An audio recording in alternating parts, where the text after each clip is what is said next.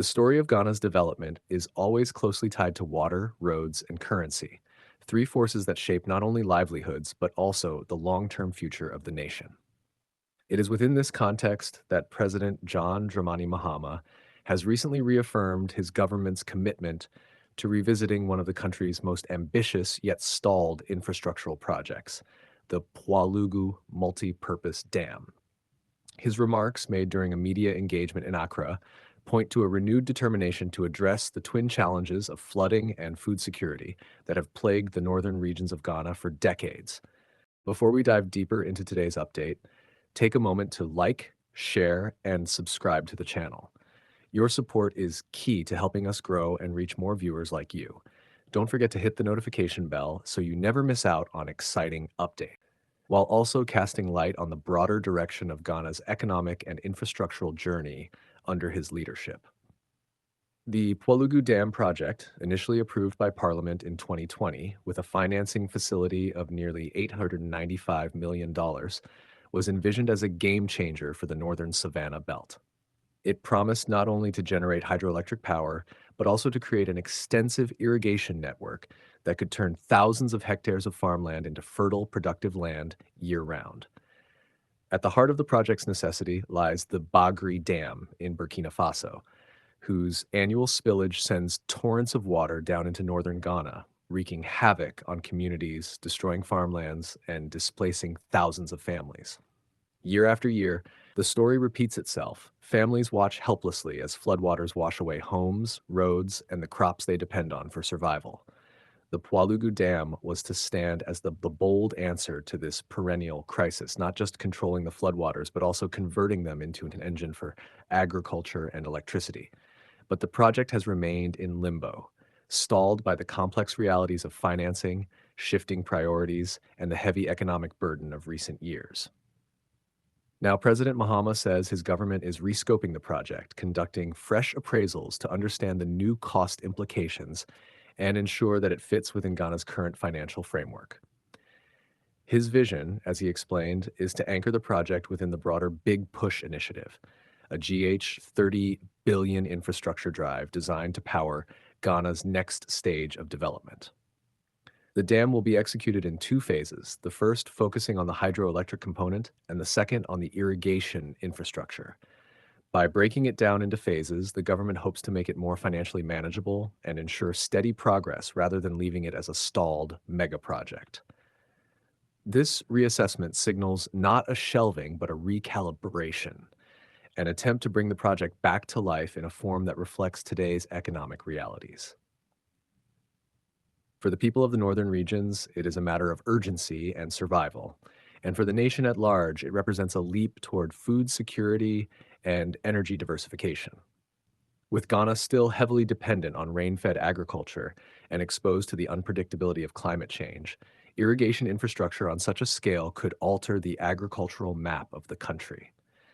It would mean longer growing seasons, reduced post-harvest losses, and a chance for farmers in areas often described as Ghana's food basket to thrive. At the same media engagement, President Mahama also turned attention to another pressing infrastructural challenge, the Wenchi Bole Wa Hamili Highway. This critical road network, serving as one of the lifelines for the movement of goods from Ghana's coastal ports to landlocked neighbors such as Burkina Faso and Mali, has suffered rapid deterioration. Heavy-duty trucks ferrying goods day and night have transformed sections of the road into dangerous, crumbling stretches. For traders, truck drivers, and entire communities along the corridor, this has meant delays, higher transportation costs, and frequent accidents. Mahama explained that his government has made provisions to ensure that when work begins, the highway will be constructed to withstand the weight and frequency of the heavy trucks that rely on it. This is more than just a road project. It is an economic artery, and strengthening it would reinforce Ghana's role as a trade hub for West Africa. Beyond infrastructure, the president addressed one of the most sensitive issues on the minds of businesses and citizens alike, the Ghanaian cedi. Currency stability is not just a matter of numbers on a forex board. It shapes the price of food, the cost of fuel, the viability of businesses, and the very confidence people have in the future. At the start of the year, the CD had surprised many with its sudden appreciation, moving from around GH16 cians to a dollar to nearly GH10. Optimism ran high, with talk that perhaps it could even strengthen further below the 10 mark. Yet the months that followed saw the currency slip once again, triggering familiar anxieties. President Mahama, however, offered a different perspective. He argued that the earlier appreciation of the cedi was not necessarily sustainable, and that what the country is witnessing now is a natural adjustment toward the currency's true value. In his words, the cedi was undervalued at GH16 and overvalued at GH10, and somewhere between those points lies the stable ground where the currency belongs. The real goal, he stressed, is not wild fluctuations that spark false hope or despair, but a stable currency that allows businesses to plan, investors to project, and households to manage their expenses without fear of sudden shocks. This remark reveals a broader economic philosophy, one that acknowledges the importance of stability over temporary gains. For small and medium enterprises, for importers and exporters, and for ordinary Ghanaians whose salaries and livelihoods are tied to the shifting sands of the exchange rate, stability offers the chance to breathe and plan ahead. When you piece together these themes, the recalibration of the Pwalugu Dam, the renewal of the Wenchi Bola Wahamila Highway, and the sober view of the cedi's trajectory, you begin to see a narrative that stretches beyond individual projects or short-term challenges. It is the story of a government seeking to balance ambition with realism, scale with sustainability, and optimism with grounded planning. The Pwalugu Dam is not just about controlling water, it is about transforming it into power and food. The highway is not just asphalt and gravel, it is the link between Ghana's economy and that of its neighbors.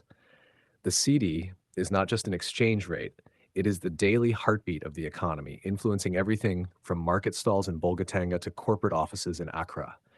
These three elements, water, roads, and currency, are interwoven threads in the fabric of Ghana's development, and how they are managed will shape the nation's trajectory for years to come. Of course, the path ahead is not without obstacles. Financing remains a daunting challenge, especially with debt levels and global economic pressures bearing down on Ghana. There is also the question of execution, whether projects once announced will move beyond paperwork and groundbreaking ceremonies into tangible completion that citizens can see and feel. But the clarity with which President Mahama outlined these priorities suggests a recognition that big promises must be accompanied by careful planning and sustainable strategies. The Big Push initiative, under which these projects are expected to be anchored, represents a vision of large-scale, transformative infrastructure. A GH30 billion budget is no small feat, and channeling it effectively requires precision, transparency, and accountability. If managed well, it could leave behind not just new roads and dams, but a legacy of infrastructure that reshapes Ghana's economy. If mismanaged, however, it risks being another ambitious plan that fades into history with little to show for it. Yet in the very act of revisiting projects like Pwalugu, there is hope. Hope that unfinished dreams can be revived, that promises made years ago can still materialize, and that the challenges of today can be met with fresh determination. The people of northern Ghana who live with the annual fear of floods are watching closely, as are the farmers who imagine irrigated fields stretching across the savannah. Traders who ply the Wenchi Bolewa Road are waiting to see smoother journeys and reduced costs. And every Ghanaian who counts cedis at the market or at the pump is yearning for stability that allows them to breathe. This is the intersection where infrastructure meets daily life, where policy meets people, and where leadership is tested not by words but by outcomes. As President Mahama speaks of rescoping, appraising, and stabilizing, the underlying question remains whether these plans can move fast enough to make a real difference. Yet for now, the narrative is one of cautious optimism, of recognizing the missteps of the past while still holding on to the possibility of progress. In the end, the story of Ghana's future will be written not only in the concrete of roads or the turbines of dams, but in the everyday experiences of its people. When floods no longer devastate farms in the north, when highways withstand the weight of commerce, and when the cedi holds steady enough for businesses to plan a year ahead, That will be the true measure of success. Until then, projects like the Pwalugu Dam remain more than infrastructure.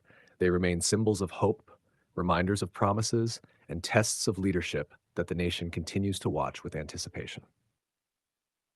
If today is your first time watching this channel or you are returning to this channel for the exciting content, please subscribe to the channel for more educative and developmental projects across Ghana and Africa as a whole. Do you want to know about the state of a project in Africa? Then make sure to like and comment the name of the project you would like us to talk about and its current state.